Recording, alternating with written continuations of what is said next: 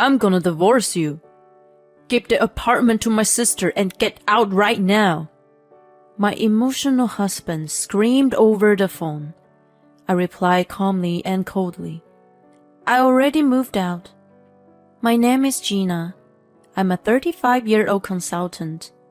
I've been married to Dim for 3 years now. We met through work. We were both handling business for our respective companies. He was dedicated to his job, and I thought he was an honest person, which was what originally attracted me to him.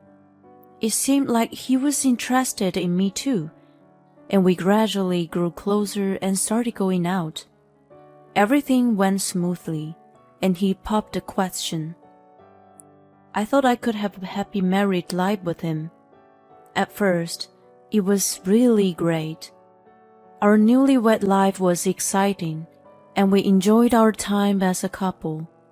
But there was one problem that bothered me: his mother. Whenever I saw Shirley, she asked when we were having a baby. I initially thought it was just a simple inquiry, but I got tired of hearing it every time we visited her. Besides that, she constantly pushed household chores on me, saying that I was her daughter-in-law and should have helped around the house. She made me sweep, wipe, do laundry, and even cook. I couldn't understand why I had to be bossed around like that. To make things worse, Dim told me to obey her.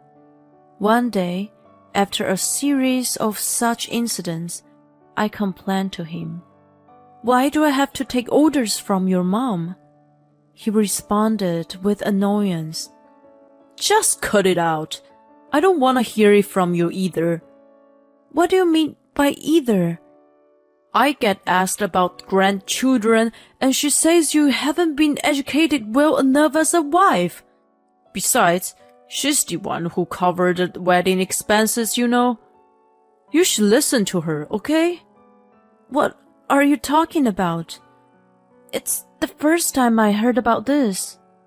When we got married, he had told me he'd covered the wedding and had paid about $20,000.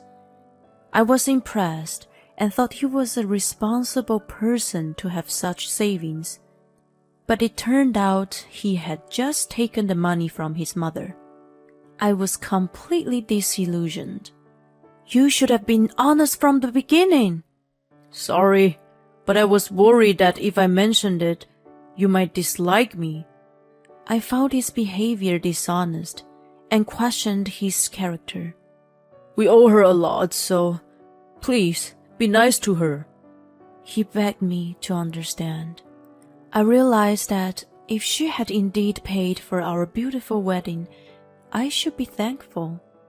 By the way, my father-in-law had already passed away, and she was living alone. She paid a significant amount of money for us, so I felt grateful. When I visited her after that, I thanked and apologized to her. Listen, Shirley, I didn't know you covered the wedding expenses. I'm sorry for not expressing my gratitude earlier. Thank you so much. She wore a smug expression on her face and responded, I couldn't help but think how incredibly rude you are. I'm sorry. If you're really feeling remorseful, then get to work on the chores. Sure. I signed, resigned to the fact. Her house was much bigger than ours, so the chores were incredibly taxing. To make matters worse, Dim wanted to visit her about 3 times a month. It's not nice to leave my mom all alone, you know? We should go and check on her. I started to feel like there was no need for me to accompany him every time. When I brought this up to him, he was adamant that we go together. It showed that we're a close couple. She can interact with me while you help her with the chores. We can divide our task efficiently, so it's better for both of us to go together. Seriously, it made no sense to me. I thought he should take up on the chores then. However, He seemed convinced that he was right and didn't consider my perspective. As a result, I found myself in an unpleasant situation a few times every month. Oh boy, Gina, you're really not good at cooking.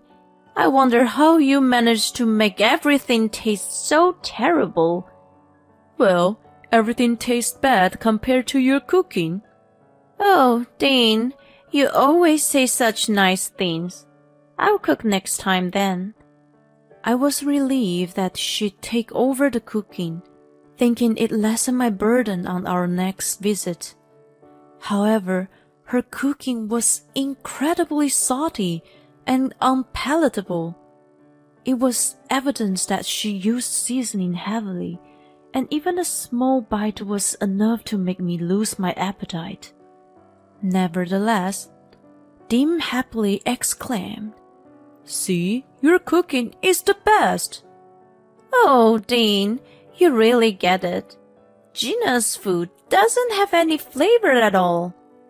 I thought, no way. It's just that your cooking tastes like nothing but salt and herbs. They completely overpower the natural flavors of the ingredients. She looked at me with a satisfied expression and asked, "So, how is it? Delicious, right?" Yes. I forced myself to finish the plate, but I felt incredibly nauseous afterward. I told myself to cook from next time, but then I thought I'd rather not have a next time. It didn't make sense for me to accompany Dean, so I came up with a plan the next time he wanted to visit her.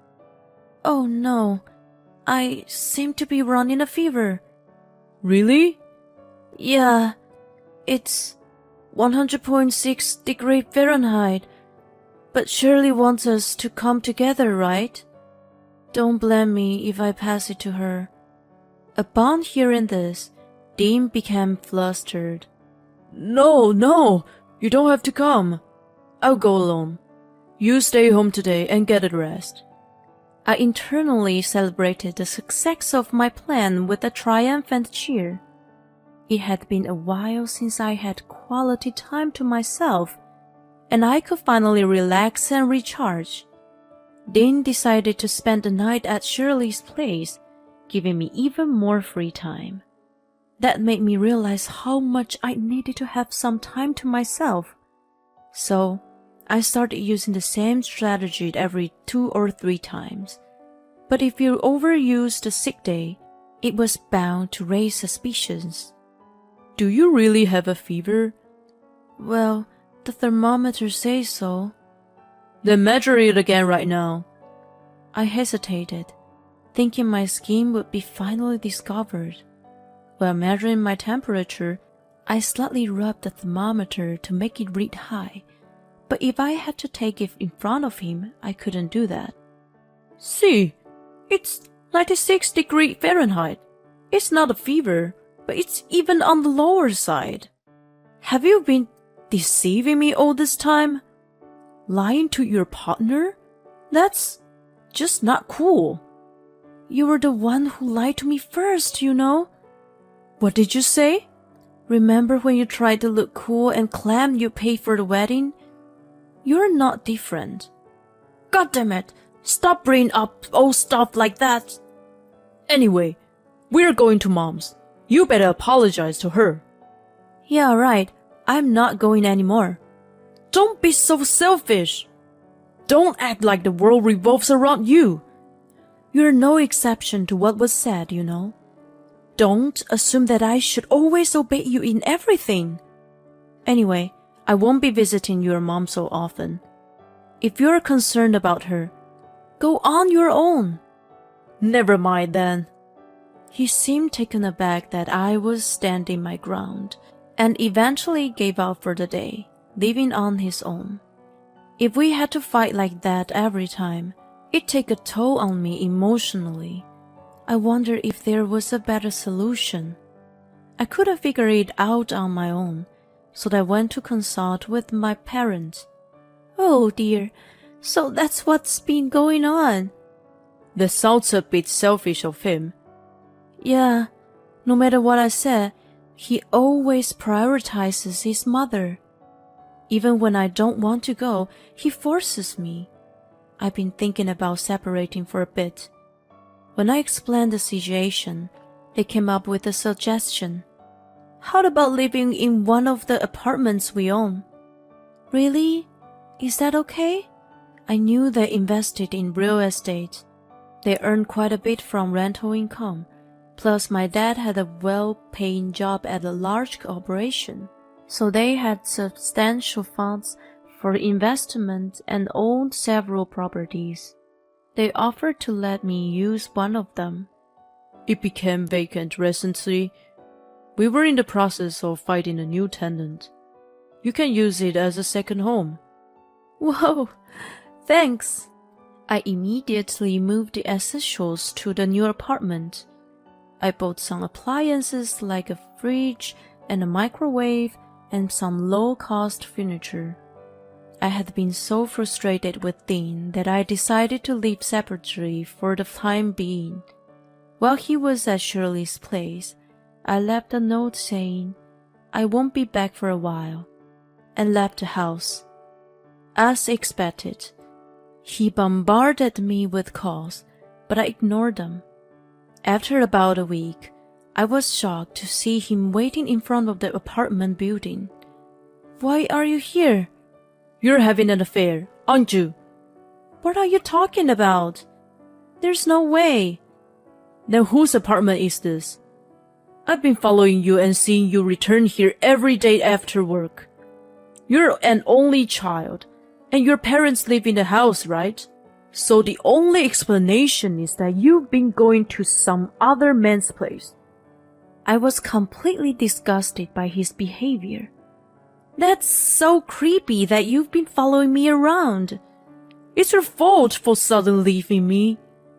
I'm renting this place by myself. It's just me here." "Don't try to feed me such an obvious lie." "Then why don't you come inside and see yourself?" I reluctantly let him into my apartment. There was no evidence of another man living there.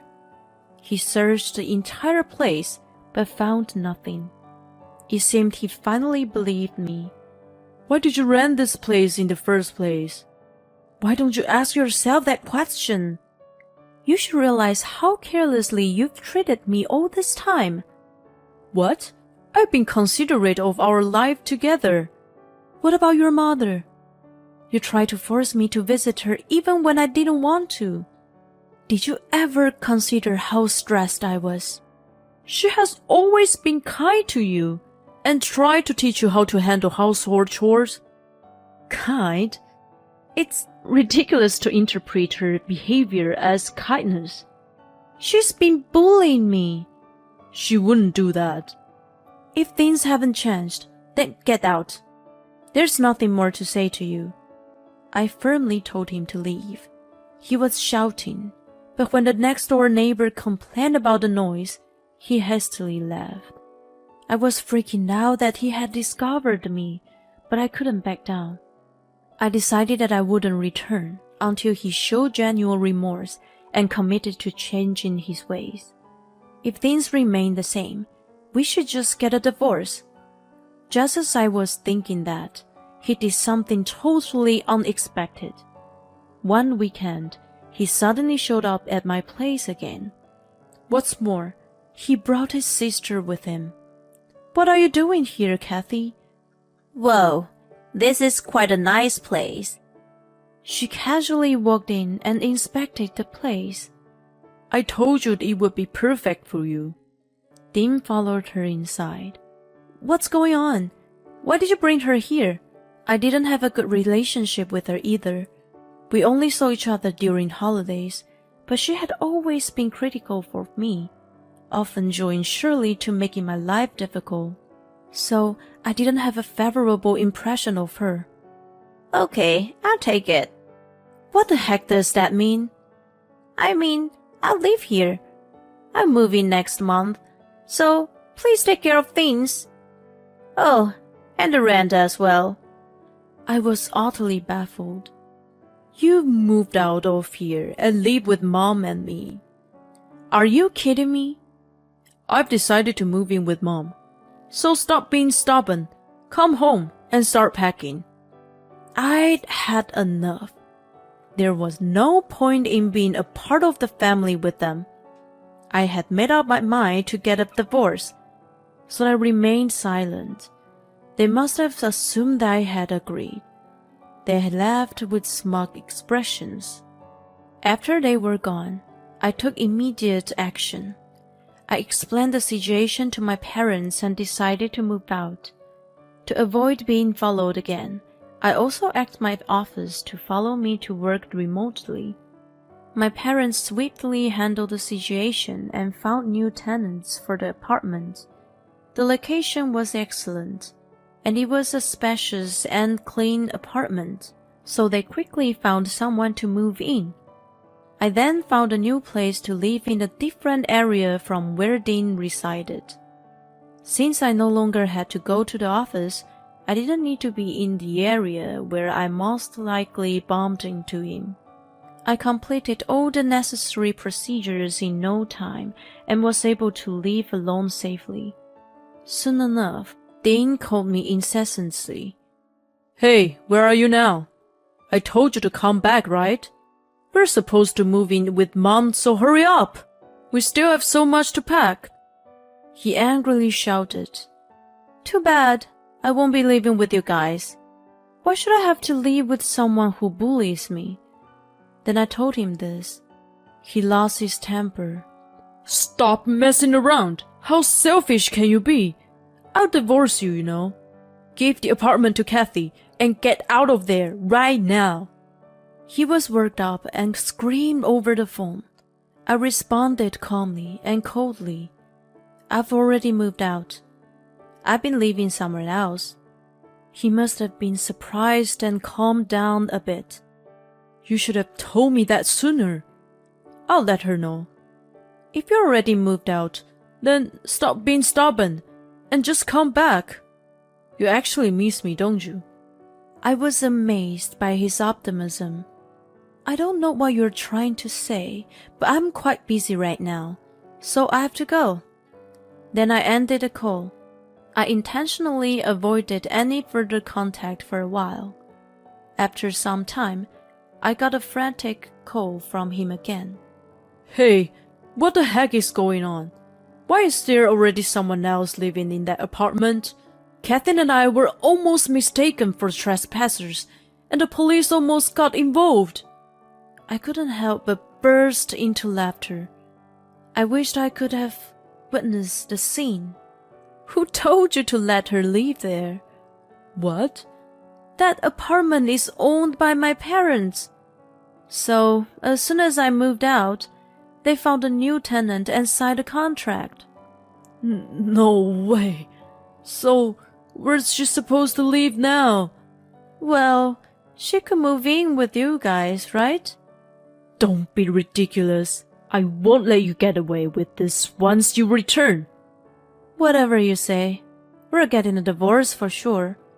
Huh? I've already made up my mind to serve times with you guys. I won't be living with your mom in a million years. What? Divorce? Are you serious? I'm always serious. It's you guys who are out of your minds. Well then, let's discuss things through lawyers. Then I hung up the phone. Later, I demanded a divorce through a lawyer. I also sought compensation for the emotional distress I had suffered due to the harassment from the three of them. They were completely flabbergasted by the fact that I went after them. At present, they are living together at their family home. Shirley squandered her late husband's inheritance, and Kathy doesn't work or do any housework. All the financial burdens have fallen squarely on Dean, who doesn't have a particularly high income. As a result, they're living a financially strained life. They brought this upon themselves, and it serves them right. On the other hand, I'm comfortably continuing my life, working and enjoying living alone. I plan to increase my savings for a while, discover some hobbies, and continue to build a fulfilling life.